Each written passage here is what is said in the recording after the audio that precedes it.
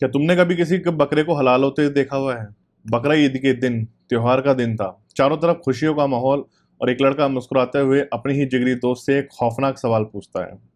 दूसरा दोस्त कुछ समझ नहीं पाता।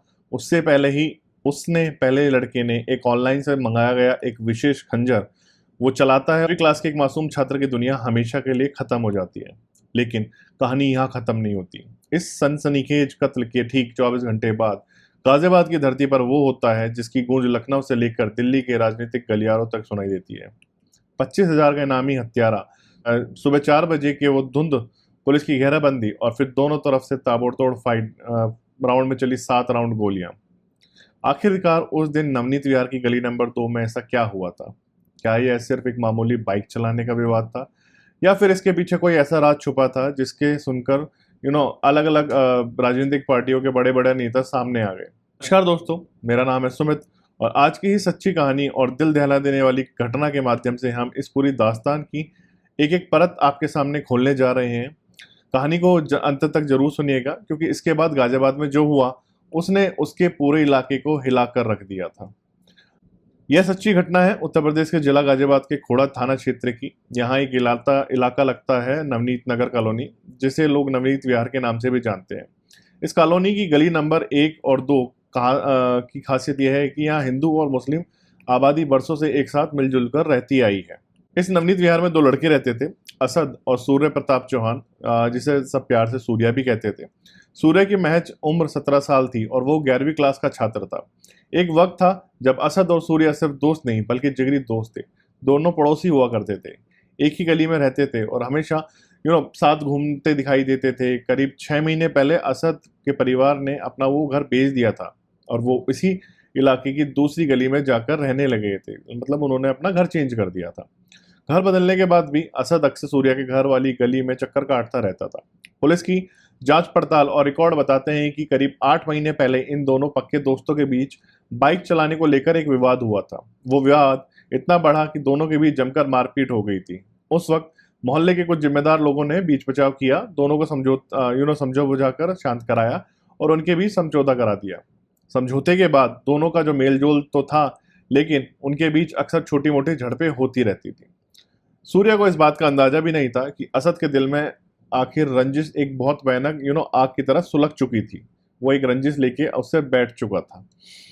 तो तभी तारीख आती है 28 मई 2026, जो कि ईद का दिन था।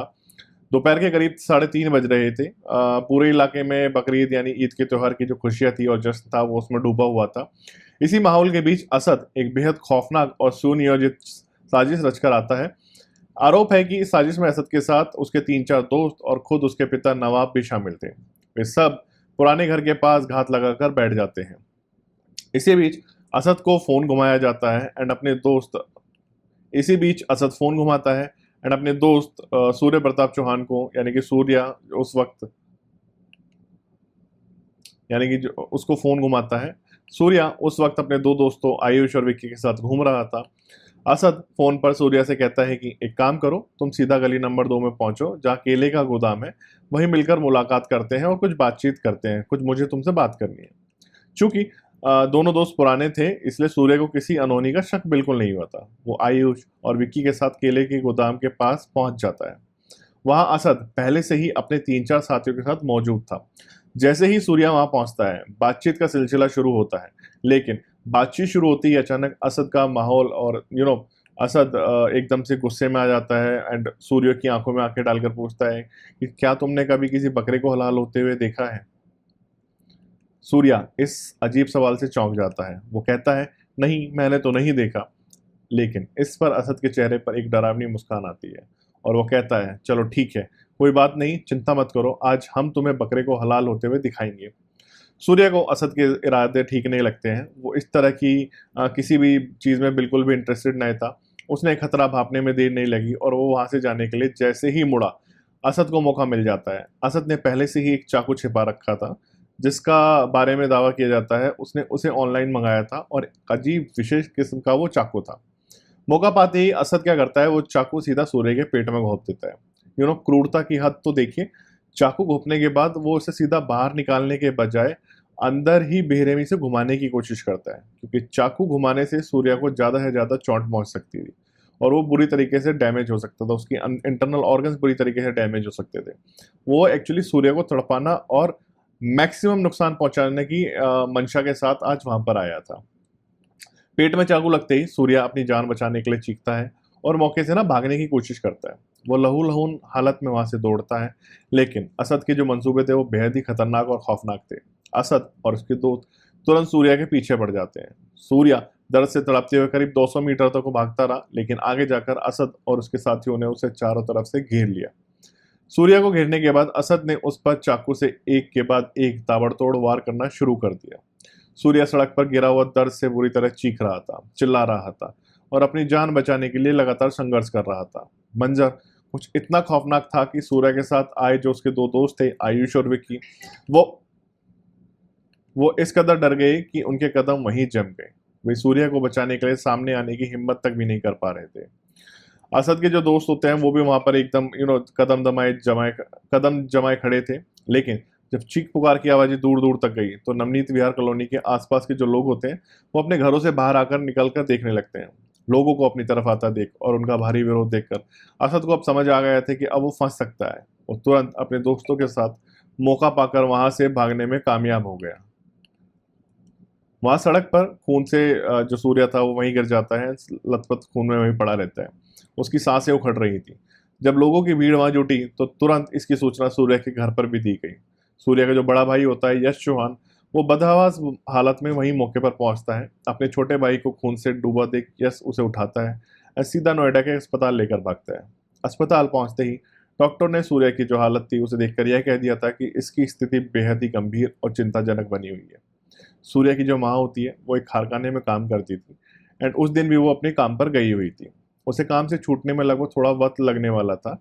जब तक वो अस्पताल पहुंचती है अपने काम से तो शाम के ना 7 बज चुके थे और ये घटना दोपहर करीब 3:30 बजे हो चुकी थी। और इन 3-4 घंटों में सूर्या की हालत बद से बदतर हो चुकी थी। जब माँ ने अपने लाडले को वेंटिलेटर पर जिंदगी और मौत के बीच जंग लड़ते हुए देखा तो उसका रो रो कर बुरा हाल हो गया। उसने डॉक्टरों के आगे हाथ जोड़े, गिड़गिड़ाए कि डॉक्टर साहब मेरे बेटे को बचा लीजिए। इस परिवार की स्थिति पहले ही बहुत खराब थी। माँ के जो पति होते हैं, मतलब जो उसके हस्बैंड होते हैं यानी सूर्या के पिता, उनकी पहले ही मौत हो चुकी थी। बड़ा बेटा जो होता है यश, वो मेरठ के एक फर्म में कार्य करता था, लेकिन उसकी जो हालत थी अक्सर थोड़ी खराब रहा करती थी। वो परेशान ज़्यादा रहता था। ऐसे में इस गरीब घर की जो पूरी जिम्मेदारी होती है वो छोटे सूर्य पर ही थी, जिसे बड़ा होकर वो अपनी माँ का सहारा भी बनने वाला था। माँ कारखाने में मैं 5-7 हज़ार रुपए की नौकरी करने जाती थी, जिससे उनका घर चलता था। बड़ी बहन जो थी सूर्या की, उसकी शादी ना लगभग पहले ही हो चुकी थी।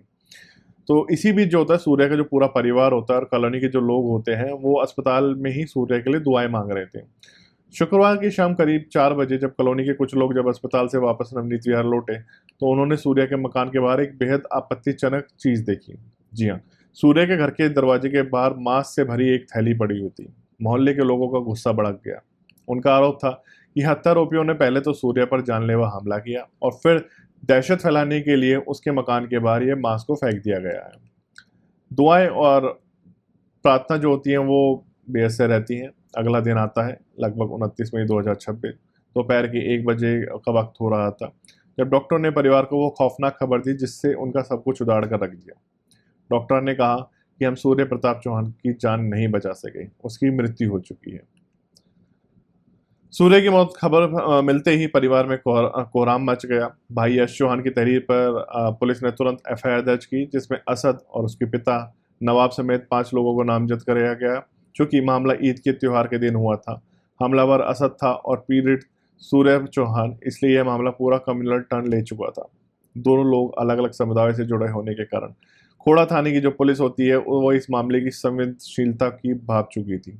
पुलिस भारी बल के साथ तुरंत मौके पर पहुंची और आरोपियों की गिरफ्तारी के लिए उसे दबिश देना शुरू कर दिया था। इसी बीच एक और हैरान करने वाली जानकारी सामने आई। अस्पताल में सूर्या को भर्ती हुए महज 24 घंटे भी नहीं हुए थे, लेकिन अस्पताल प्रशासन ने लगभग 4 लाख का बिल बनाकर परिवार के हाथ में थमा दिया। एक तरफ बेटा दुनिया से चला गया था, दूसरी तरफ घर के बाहर मांस की थैली फेंकी गई थी और ऊपर से 4 लाख का भारी भरकम बिल।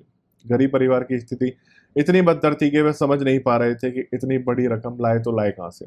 मामले को बिगड़ता देख पुलिस ने तुरंत हस्तक्षेप किया। पुलिस तुरंत बीच में आती है, अस्पताल से शव को डिस्चार्ज कराया और इसे पोस्टमार्टम के लिए भिजवाया। 30 मई 2026 की सुबह के करीब 9 बज रहे थे। सोशल मीडिया पर सूर्या की हत्या की खबर आग की तरह पूरी तरह फैल चुकी थी। जैसे ही सूर्या के शव का पोस्टमार्टम के लिए नवनीत विहार स्थित उसके घर पहुंचा, वहां 500 से ज्यादा लोगों की भारी भीड़ जमा हो गई। हिंदू संगठनों हिंदू संगठनों के नेता और स्थानीय लोग पीड़ित परिवार के समर्थन में सड़कों पर उतर आए। माहौल में जबरदस्त तनाव था। परिवार वाले और प्रदर्शनकारियों ने साफ कह दिया था कि जब तक मुख्य आरोपी का एनकाउंटर नहीं होता और हमारी मांगे पूरी नहीं होंगी, तब तक हम सूर्य की डेड बॉडी को यहां से उठने नहीं देंगे, उसका अंतिम संस्कार नहीं करेंगे। परिजनों ने सीधा देश के प्रधानमंत्री नरेंद्र मोदी और उत्तर प्रदेश के जो मुख्यमंत्री हैं योगी आदित्यनाथ से सख्त कार्रवाई की गुहार लगाई। उनकी मांगे थी कि मुख्य आरोपी असद का तुरंत एनकाउंटर किया जाए। आरोपी के जो अवैध घर है उनके आरोपी के अवैध घरों पर प्रशासन का बुलडोजर चलना चाहिए एंड बेहद गरीब पीड़ित परिवार को उचित आर्थिक सहायता दी जाए। परिवार को सुरक्षित आवास की सुविधा मिले। परिवार के किसी भी एक सदस्य को सरकारी नौकरी दी जाए एंड सुरक्षा के लिए शस्त्र लाइसेंस की व्यवस्था हो और पूरे परिवार को पुलिस सुरक्षा मिले। स्थिति को नियंत्रण से बाहर जाता देख स्थानीय नेता, प्रशासनिक अधिकारी और पुलिस के वरिष्ठ जिम्मेदार लोग मौके पर पहुंचे। उन्होंने परिवार को घंटों समझाया, बुझाया एंड शांत कराने की कोशिश की। पुलिस ने उन्हें तसल्ली दी कि वे कार्रवाई में कोई कसर नहीं छोड़ेंगे। पुलिस ने बताया कि उन्होंने असद के पिता नवाब को गिरफ्तार कर लिया है, क्योंकि पुलिस की रिपोर्ट और तहरीर के मुताबिक नवाब ने ही अपने बेटे असद को सूर्या की हत्या के लिए बुरी तरह प्रोवोक किया था।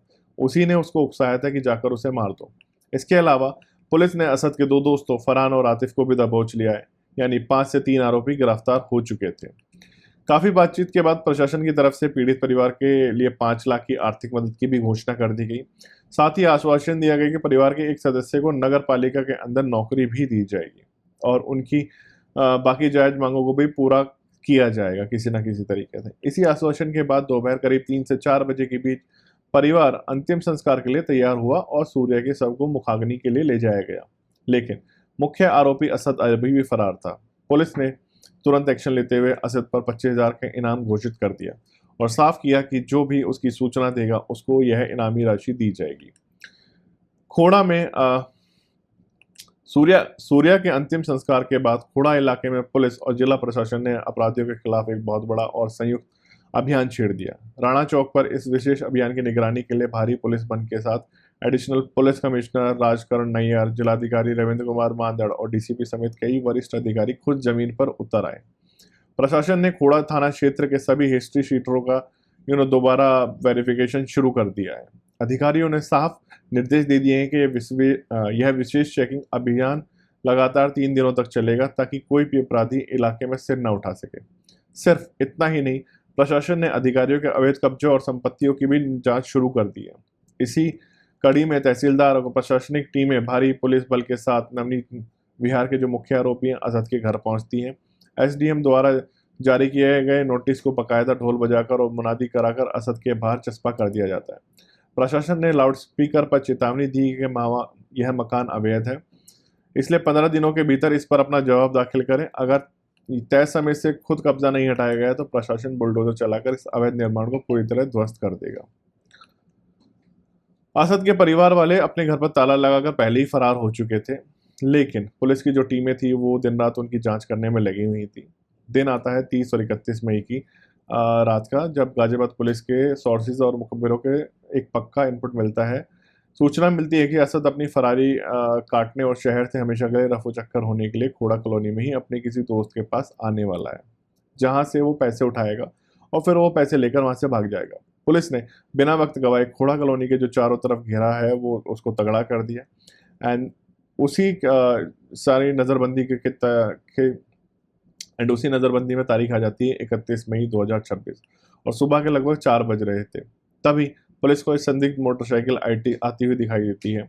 बाइक पर असद अपने एक साथी के साथ बैठा हुआ था। पुलिस ने जैसे ही उसे रुकने का इशारा किया, असद ने बाइक की रफ्तार बढ़ा दी और खोड़ा से इंदिरापुरम के वसुंधरा इलाके की तरफ भागने लगा। पुलिस की टीमों ने भी उसका पीछा किया। पीछा करने के दौरान तेज रफ्तार के कारण असद की जो बाइक होती है वो अनियंत्रित होकर सड़क पर गिर गई।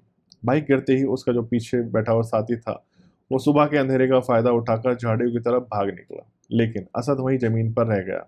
पुलिस ने उसे सरेंडर करने को कहा, लेकिन असद के पास एक अवैध हथियार था। उसने आत्मसमर्पण करने के बजाय पुलिस टीम पर सीधे ताबड़तोड़ फायरिंग शुरू कर दी।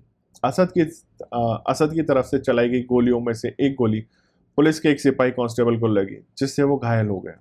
अपने साथी को गोली लगता देख पुलिस वालों ने भी सेल्फ डिफेंस में जवाबी कार्रवाई शुरू कर दी। पुलिस की तरफ से हुई फायरिंग में असद को गोलियां लगी और वो वहीं लहूलुहान होकर वहीं गिर पड़ा। इस पूरे एनकाउंटर के दौरान दोनों तरफ से लगभग 7 राउंड गोलियां चली। पुलिस घायल असद को तुरंत इलाज के लिए अस्पताल लेकर पहुंची, जहां डॉक्टरों ने उसे देखते ही मृत घोषित कर दिया। यानी कि जो 25,000 का इनामी हत्यारा था असद, वो पुलिस एनकाउंटर में ढेर हो चुका था। और साथ ही साथ जो वो घायल पुलिस सिपाही था उसको भी अस्पताल में भर्ती करा दिया है एंड अब उसका वहाँ पे इलाज चल रहा है। जब असद के एनकाउंटर की खबर सूर्या के परिवार तक पहुंची तो उन्हें एक तसल्ली तो ज़रूर मिली। हालांकि सूर्या के मां ने यह भी कहा कि जब तक वो अपनी आंखों से उस हत्यारे की मृत तस्वीर नहीं देख लेंगी उन्हें पूरी तरह यकीन नहीं होगा। क्योंकि यह इलाका मिक्स आबादी वाला था, इसलिए कानून व्यवस्था और शांति बनाए रखने के लिए पूरा खोड़ा और नवनीत विहार में भारी पुलिस फोर्स को तैनात कर दिया गया है। दोस्तों, इस पूरे घटनाक्रम और सच्ची कहानी को आपके सामने को विस्तार से रखने से मेरा कोई उद्देश्य दोस्तों इस पूरे घटनाक्रम और सच्ची कहानी को आपके सामने विस्तार से रखने का उद्देश्य आपको या किसी को परेशान करना नहीं है या किसी का दिल दुखाना बिल्कुल नहीं है। इस कहानी के माध्यम से हमारा मकसद है आपको जागरूक करना, सचेत करना और एक बहुत ही सामाजिक संदेश देना। दोस्तों, जरा एक ठंडे दिमाग से सोचिए, अगर पुलिस की बात सही भी है कि यह पूरा झगड़ा महज एक बाइक चलाने की बात को लेकर हुआ था, तो क्या एक मामूली बाइक के विवाद को लेकर किसी की भी जान ले लेना सही है? मान लो कि आजकल के युवाओं में जो गुस्सा है और बर्दाश्त का स्तर है वो आखिर कहाँ पहुँच चुका है। और अगर हम दूसरी थ्योरी को भी सच मान लें, जिसमें एक सपा के जो नेता हैं उन्होंने एक बयान दिया है कि सूर्य की जो दोस्ती होती है वो उसकी असद की बहन से होती है। खैर, ये सब जांच का वजह है, सिर्फ उन्होंने ट्वीट किया है जिसकी हम कोई पुष्टि नहीं करते हैं। तो एंड साथ ही साथ उन्होंने ये भी लिखा है कि पुलिस इस चीज़ से और इस एंगल से भी इसकी जांच करे। तो आपकी इन चीज़ों के बारे में क्या राय है, आप मुझे कमेंट बॉक्स में भी बता सकते हैं। और अगर आपको ये कहानी पसंद आई है तो वीडियो को लाइक करें, अपने 2 लव्ड वन के साथ शेयर करें एंड मेरे चैनल को सब्सक्राइब करें अगर आप मेरे चैनल पर नए हैं। तब तक के लिए धन्यवाद। मिलते हैं आपसे अगली वीडियो में।